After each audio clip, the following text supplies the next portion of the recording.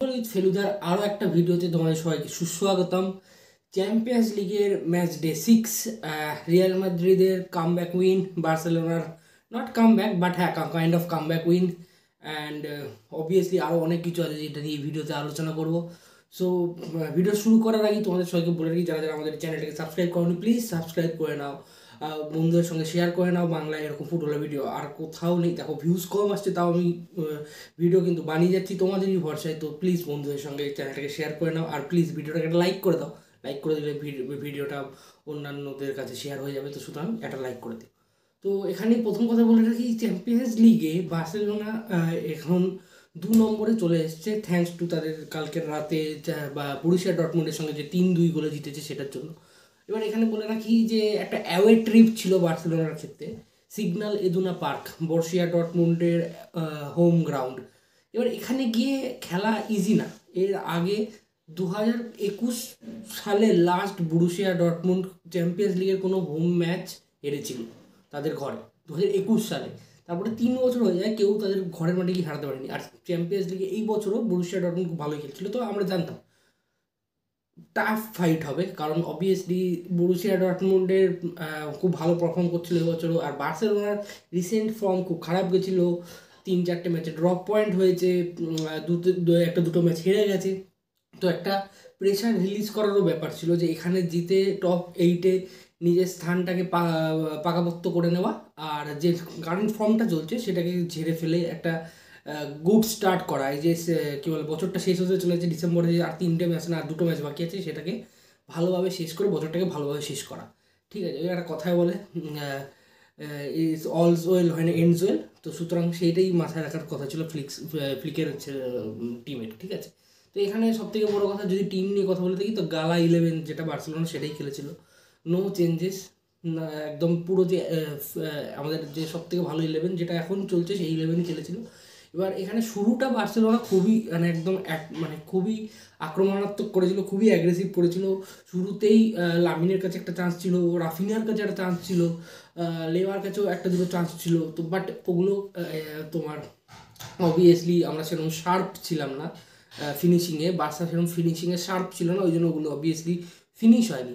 Barca এরমভাবেই start করে, তুমি যদি হানসি ফ্লিকের আন্ডারে দেখে থাকো, বার্সা স্টার্টটা প্রথম 10-15 মিনিট 20 মিনিট প্রচণ্ড অ্যাগ্রেসিভ, প্রচণ্ড হাই ইন্টেন্সিটিতে স্টার্ট করে, যাতে ওই কোনো 20-25 মিনিটের মধ্যে গোল চলে আসে এবং ম্যাচটা কাম ডাউন হয়ে যায়, ম্যাচের নার্ভটা কাম ডাউন হয়ে যায়। ওরা আস্তে আস্তে গেমে নিজেদেরকে মেলে ধরতে থাকে, এইটাই করতে থাকে। বাট এটা তো যতক্ষণ না একটা গোল আসছিল ততক্ষণ বার্সার মানে ফার্স্ট হাফে একটু তোমার নার্ভাসনেস বেড়ে যাচ্ছিল, একটু তোমার সিলি এরর বেড়ে যাচ্ছিল, আর্জেন্সি চলে আসছিল, এটা চলে আসে। তো সুতরাং এটা হতেই হতো। আর বায়ার্ন বায়ার্ন মিউনিখ বলছি, সরি, বায়ার্ন মিউনিখকে তো আমরা উড়িয়ে দিয়েছিল। ডটমুন্ডের টিমে অনেক স্পেসি উইঙ্গার ছিল, মানে এইদিকে তোমার একটা 16-17 বছরের ছেলে ছিল, ওইদিকে তোমার 16-17 ছেলে ছিল। ও অসাধারণ স্পিডি প্লেয়ার ছিল, এদেরকে ট্যাকেল করা কুন্ডের পক্ষে খুবই কষ্টকর হয়ে যাচ্ছিলো, বালদের পক্ষেও কষ্টকর হয়ে গেছিলো।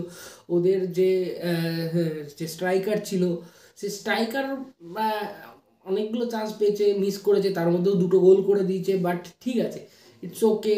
আমরা এবার সেকেন্ড হাফে যখন যাই, তখন ফার্স্টেই একটা কী বলে, পেদ্রির একটা অসাধারণ টার্ন ওভারে অলমো বল পেয়ে যায়। আর অলমো ফার্স্ট হাফে কি দারুণ খেলছিল, ওই অলমোর যে টার্ন টুইস্টিং একদম টু গুড অলমোর যে টার্ন টুইস্টিং যেগুলো আছে, হাফ স্পেসে যে টার্নগুলো করে। তারপর অলমো বল বাড়ায় হচ্ছে রাফিনাকে, রাফিনা ক্লিনিক্যাল ফিনিশ, আমাদের ব্যালেন ডিওরও রাফিনাকে দিয়ে দাও। অলরেডি 27 জিএ হয়ে গেছে, তোমার 28 ম্যাচে না 27 ম্যাচে 27 জিএ হয়ে গেছে। This is not even a joke. Top 10 প্লেয়ারের রাফিনা অবভিয়াসলি আসবে, এখন টপ 10 নয়, এখন টপ 3 প্লেয়ারের মধ্যে রাফিনা টপে থাকবে আমার মতে। তো সুতরাং হ্যাঁ, এই ফিনিশটা ছিল। বাট এটা ছাড়াও রাফিনার কালকে গেমটা একটু মানে একটু ক্যাজুয়াল ছিল, মানে ফিনিশিংগুলো সেরকমভাবে হচ্ছিল না। একটা গোল করেছে রাফিনা, বাট আরও আমি ওর থেকে এক্সপেক্ট করেছিলাম। ঠিক আছে, বাট তারপরে তো রাফিনা চোটে উঠেই যায়। তারপরে কুবারসির একটা সিলি এরর, মানে দিস ইজ দ্য থিং। আমরা নিজের পায়ে নিজে কুড়ুল মারি, 1 গোলে এগিয়ে গেছি, আমরা ওদেরকে গিফট দিচ্ছি যে না ভাই তোমরা একটা গোল মেরে যাও, কোনো দরকার নেই। যদি ওরা নিজের ক্যালিবারে গোল করে দেয়, ইটস ওকে, আমি মেনে নিতে পারি। কিন্তু পেনাল্টি বক্সে তোমার সামনে ও দেখছে, ওর স্ট্রাইকাররা বা অপোনেন্ট প্লেয়াররা চাই তুমি জাস্ট পেনাল্টি বক্সে একটা টাচ করো, একটা চুই মুই টাচ করো, তাতেই ওরা পড়ে যাবে, ওরা নিরুপায় আর অ্যাক্টিং করতে শুরু করে দেবে।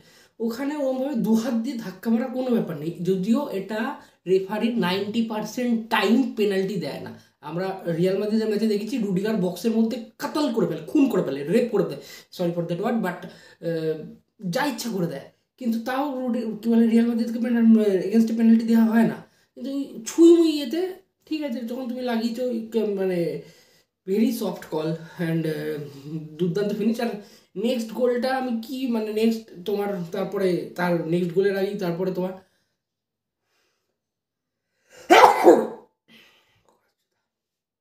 নেক্সট গোলের আগে তোমার ফ্লিক একটা ডিরেক্ট চেঞ্জ করে, একটা বোল্ড কল আমার মতে, যেহেতু দেখছি গেমে আমরা দাগ ফোটাতে পারছিলাম না, ডিরেক্ট লেভানডস্কিকে উঠিয়ে নেয়। রাফিনার আমার মনে হয় রাফিনাকে ওঠানোর পেছনে একটাই কারণ ছিল, রাফিনার ফুল ফিট লাগছিল না আর একটু চটিলও লাগছিল। রাফিনাকে উঠে নেয়, অলমোকে উঠে নেয়, সেকেন্ড হাফ আমরা ম্যাচ ধরতে পারছিলাম না, এবং তার জায়গায় ফার্মিন ফ্র্যাঙ্কি আর চলে আসে আমাদের দি শার্ক, দি গোট, ফারান তোরেস চলে আসে। এবং অবভিয়াসলি ফারান তোরেস কী বলে কুন্ডের একটা ক্রসে ফার্মিনের দারুণ শট, সেটা কিপার সেভ করে, Ferran Torres right time right place goal করে দেয়, অসম্ভব ভালো, ঠিক আছে। বাট তারপরে ওটা কী হলো ভাই, 2-1 এগিয়ে গেলাম, ঠিক আছে, এইবার একটু ধরে খেল ভাই, এরপরে একটু ধরে খেল, লিড নিয়ে সিএফ করে দেবে ম্যাচটাকে, আর গোল মারতে পারলে আর সিএফ করে দেবে, কিন্তু না বার্সা বলবে যে ভাই তোরাও মার, আয় আয় তোরাও গোল দে। ইনিগো মার্টিনেজে জঘন্য বল, ব্যাকলাইন যেটা সেটা কী বলে তোমার ব্যাকলাইন যেটা সেটা তৈরি হয়নি, তার আগেই বল খেলে দিচ্ছে, ওইদিকে অফসাইড ট্র্যাপের জন্য তৈরি হতে পারেনি, এই তো সুতরাং ওরা বল পেয়ে যায় এবং মাঠ থেকেই গোল দিয়ে দেয়। আর ইনিয়াকি পেনিয়া সারা ম্যাচ এত ভালো করছিল, আমি পেনাল্টি সেভের কথা বলছিও না, করতে পারিনি সেটা নিয়ে কত, সারা ম্যাচ ভালো করছিল। ওই সময় ওরকম হেগে বাইরে বেরিয়ে সেটা কি, তুমি যদি বাইরে বেরো তাহলে you have to go for the ball, ব্যাস, নাহলে তোমার বাইরে বেরিয়ে আসার কী দরকার আছে। আমি জানি না, মানে এইসবের দিক দিয়ে আমার সত্যিই মনে হয় যে আমাদের গোলকিপিং ডিপার্টমেন্টটা রিএনফোর্সমেন্ট দরকার, না চেজনি দিয়ে হবে, না ইন্ডিয়া দিয়ে হবে, বাট স্টেট থেকে নিয়ে আর কত বছর চলবে জানি না, এইসবের দিক দিয়ে আমাদের পরের বছর সিরিয়াস রিএনফোর্সমেন্ট দরকার গোলকিপার ডিপার্টমেন্টে। বাট তারপরে আসে the legend, the myth, the historical character, the Shark.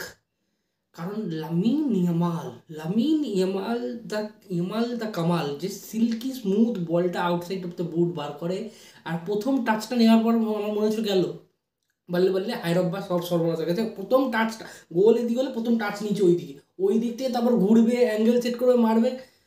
আমি জানি না ভাই আমি জানি না কী করে গোলটা দিয়ে দিল ভাই, আমি আমার বলতে পারছি, আমি কান ধরছি ভাই, আমি কিছু বলবো না তোকে। But I also don't want Ferran Torres to start in the direct lineup, start in the 11.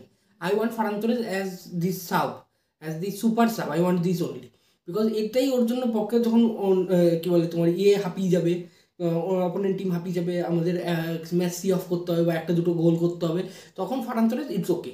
Farhan Torres পাও ভিক্টরকেও খেলে দাও, পাও ভিক্টর প্লেয়ারটাকে উপর জোর দাও ভাই, ওই প্লেয়ারটা কালকে 5-6 মিনিট পেয়েছিল, কেমন কিছু করতে পারিনি, বাট তাও জোর দাও ভাই, ওই প্লেয়ারটার কাছে স্পিড আছে, ইন্টেন্সিটি আছে, তখন এদেরকে খেলাও, ইটস ওকে।